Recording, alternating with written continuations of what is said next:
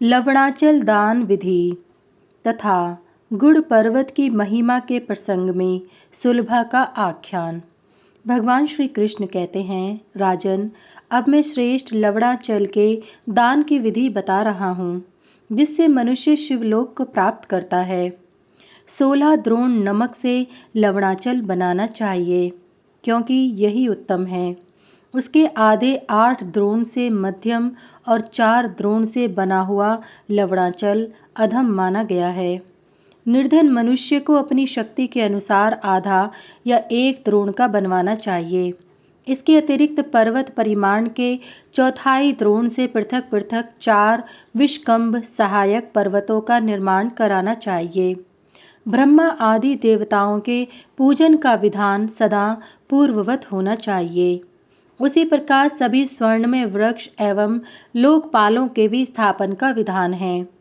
पहले की तरह इसमें भी कामदेव आदि देवों और सरोवरों का निर्माण कराना चाहिए तथा रात में जागरण भी करना चाहिए। अब दान मंत्रों को सुनिए। पर्वत श्रेष्ठ, चूंकि यह नमक रूप रस सौभाग्य सरोवर से प्रादुर्भूत हुआ है, इसलिए इसके दान से तुम मेरी रक्षा करो। चूंकि सभी प्रकार के अन्न एवं रस नमक के बिना उत्कृष्ट नहीं होते, अर्थात स्वादिष्ट नहीं लगते, तथा तुम शिव और पार्वती को सदा परम प्रिय हो, अतः मुझे शांति प्रदान करो।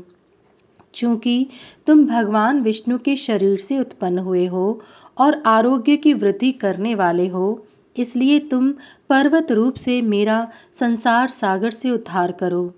जो मनुष्य उपयुक्त विधि से लवण पर्वत का दान करता है, वह 1 कल्प तक पार्वती लोक में निवास करता है और अंत में परम गति मोक्ष को प्राप्त हो जाता है।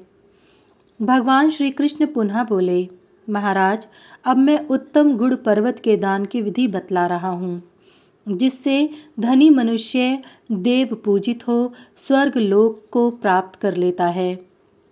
10 भार गुड़ से बना हुआ गुड़ पर्वत उत्तम, 5 भार से बना हुआ मध्यम और 3 भार से बना हुआ कनिष्ठ कहा जाता है। स्वल्प वित्त वाला मनुष्य इसके आधे परिमाण से भी काम चला सकता है। इसमें भी देवताओं का आमंत्रण, पूजन, स्वर्ण में वृक्ष, देव पूजन, विषकंभ पर्वत, सरोवर, वन, देवता, हवन, जागरण और लोकपालों की स्थापना आदि धान्य पर्वत की ही भांति करनी चाहिए। उस समय यह मंत्र उच्चारण करें। जिस प्रकार देवगणों में ये विश्वात्मा जनार्दन, वेदों में सामवेद, योगियों में महादेव, समस्त मंत्रों में ओंकार और नारियों में पार्वती श्रेष्ठ हैं, उसी प्रकार रसों में इक्षु रस सदा श्रेष्ठ माना गया है। इसलिए गुड़ पर्वत, तुम मुझे उत्कृष्ट लक्ष्मी प्रदान करो। गुड़ पर्वत, चूंकि तुम देवताओं, असुरों, नागों, यक्षों, वृक्षों तथा पार्वती के भी निवास स्थान हो, अतः मुझे शांति प्रदान करो। जो मनुष्य उपयुक्त विधि के अनुसार गुड़ पर्वत का दान करता है, वह गंधर्वों द्वारा पूजित होकर गौरी लोक में प्रतिष्ठित होता है तथा 100 कल्प व्यतीत होने पर दीर्घायु एवं निरोगता से संपन्न होकर भूतल पर जन्म ग्रहण करता है और शत्रुओं के लिए अजेय होकर 7 द्वीपों का अधीश्वर होता है।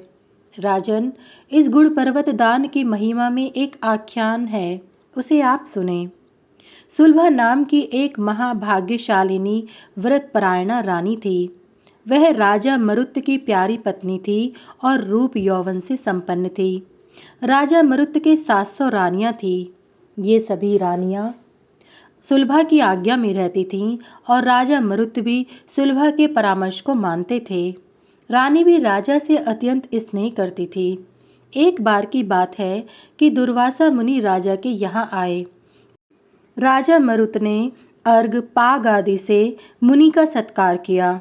दुर्वासा जी से सुलभा ने पूछा, भगवन, किस पुण्य कर्म के प्रभाव से राजा मुझे अत्यंत प्यार करते हैं, मेरा ही मुख देखते रहते हैं और मेरे वश में हैं। मेरी सौतें भी मेरा प्रिय करने में तत्पर रहती हैं। ब्राह्मण, यह सब आप बतलाएं। इस विषय में मुझे महान कौतूहल है। दुर्वासा जी बोले, सुभगे, तुम अपने पूर्व जन्म के वृतांत को सावधान होकर सुनो। मैं तुम्हारे पूर्व जन्मों की बातों को अच्छी तरह जानता हूँ। पूर्व जन्म में तुम गिरिव्रजपुर राजगृह विहार में निवास करने वाले एक वैश्य की स्त्री थी। तुम धार्मिक, सत्यशील और पतिव्रता थी। वहाँ तुमने अपने पति के साथ ब्राह्मणों से गुड़ पर्वत दान के महात्म्य और विधि को सुना था। तब तुमने गुड़ पर्वत का विधिवत दान किया। वरान ने उसी के प्रभाव से तुम यह सुख प्राप्त कर रही हो। भगवान श्री कृष्ण ने कहा, महाराज, उस सुलभा ने अंत में सद्गति प्राप्त की।